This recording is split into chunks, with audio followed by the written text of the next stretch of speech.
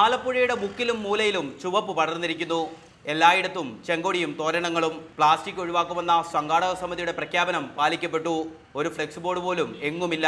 കയറിലും തുടിയിലും മറ്റും തീർത്ത മനോഹരമായ പ്രചരണ ബോർഡുകൾ ജില്ലയുടെ നാനാഭാഗങ്ങളിൽ സ്ഥാപിച്ചിരിക്കുന്നു.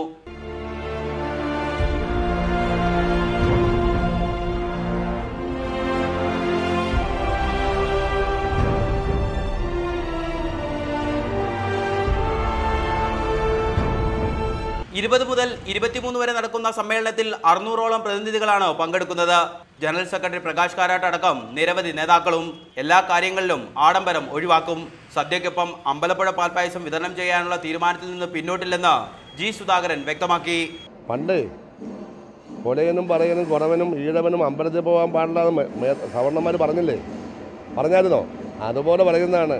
അമ്പലപ്പുഴ പാൽപ്പായസം പ്രമാണിക്ക് കഴിക്കാനുള്ളതാണ്, കമ്മ്യൂണിസ്റ്റുകാർക്ക് കഴിക്കാനുള്ളത്, ഞങ്ങൾക്ക് കഴിക്കാനുള്ളതാണ്. അത് ഉണ്ടാക്കുന്നത് അവിടുത്തെ തൊഴിലാളികളാണ്.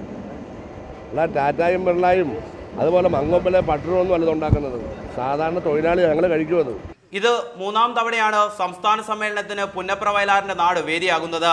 കൃഷ്ണപിള്ള നഗർ എന്ന് പേരിട്ടിരിക്കുന്ന കളർകോട് SK ഓഡിറ്റോറിയത്തിലാണ് പ്രതിനിധി സമ്മേളനം.